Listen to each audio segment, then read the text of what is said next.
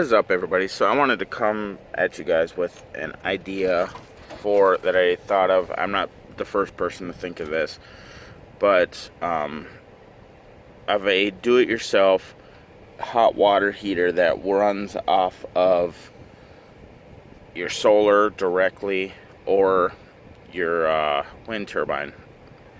But alright, so I drew up a little plans to kind of show you guys how this works.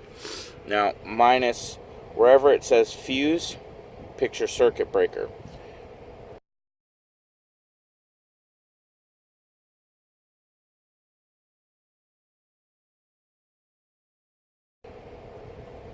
So you got your solar panel or wind turbine.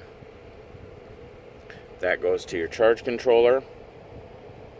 And from your charge controller goes down to your battery bank. Obviously plus, it all hooked up, minus all hooked up. Now you see how the plus goes to one side, the negative goes to the other side. That's to make this one giant battery, so it charges it evenly. And then that goes from there. Now minus, there should be a circuit breaker in between the charge controller and the battery bank on the plus side. The circuit breakers will always be on the plus side, or the positive side of the batteries or the cables. Now, again, you go from the plus side on this side, make sure to install the circuit breaker, down to your inverter. Negative on this side, because that way then it'll drain your batteries evenly. Now from there, again, on the plus side and on the negative side, you go down to one of these 12 volt water heater elements.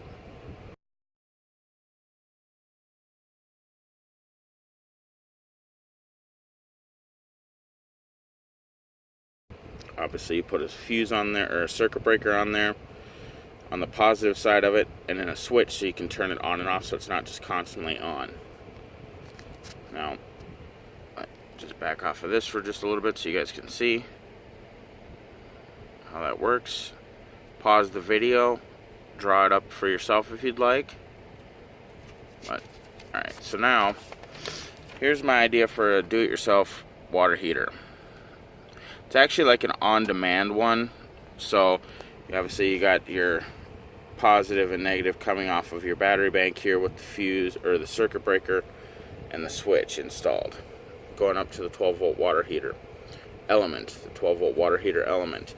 Now you put it in a big PVC pipe, get the screw-on caps, so that because the water heater element will screw in. So you want to get one that it'll fit into a big 2-inch PVC pipe, whatever, you know.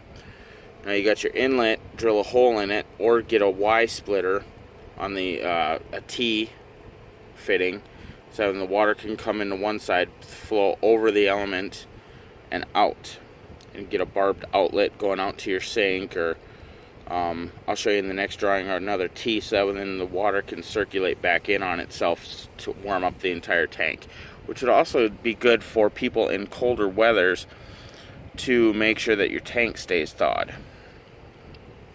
Or if you're worried about tank freezing, this would be a good little, you know, run it for a day, get some hot water out of it, and keep your tank thawed. Alright, on to the next page. Now this is how, again, you'll have to excuse my drawings. I draw them up. I can understand my drawings. I hope everyone else can. Alright, so you got your fresh water tank. Now this is kind of how it's going to be underneath my sink. So I kind of drew it up like that. Like if you have, for us fan dwellers, everything underneath your sink where everything's accessible. So you got your fresh water tank, and that's the pipe that goes from there to the pump. Now, from the pump, obviously, you're going to have one pipe that goes up to your cold water side on your sink or shower or whatever. Now, the other side would go up to the water heater, up to the inlet, and it goes out to a T-splitter. Now, and the T-splitter would go back into the freshwater tank. The shut-off valve from the sink or shower or whatever, you could shut it off, and that way then it'll just circulate around, heating up the water. Now, granted, this will take a while to heat up, I think. I don't know. I have one of these water heater elements. Haven't tested it yet. So when I get my sink and everything all hooked up and I get that installed, I'll let you guys know. Because I think building one like this would be cheaper than actually buying one of the propane ones. That's if you have enough solar and batteries to let it work. Again, I have one of these. I have not tested it, so therefore I don't know how much of a draw. Usually they're about a 300 watt heater element. You can get bigger ones. Obviously the bigger ones are going to draw more power from your batteries, so unless you got like, you know, a ton of solar and it's high noon, I wouldn't recommend it. And then if you only have like 1 or 2 solar panels and, you know, 1 or 2 batteries, I'd go with the propane one.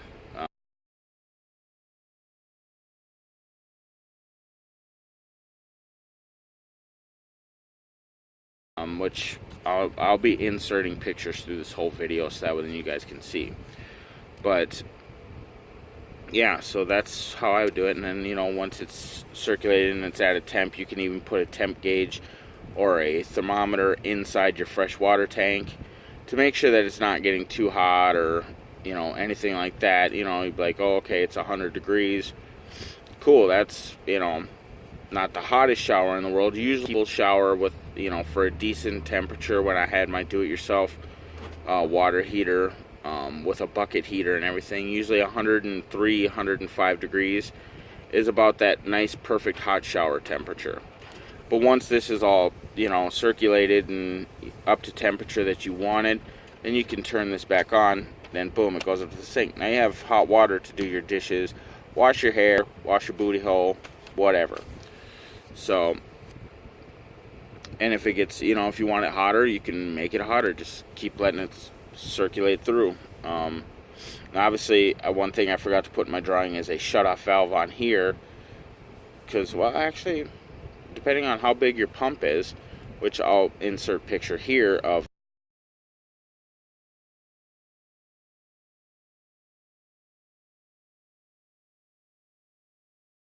the pump that I'm going to get for this, which surprisingly a lot of this stuff for the pump, you know, you can find a freshwater tank for $40, the pump for another $50. Again, my video keeps cutting out on me. So again, subscribe if you haven't subscribed already. Big thumbs up for the video, and I will talk to you guys later.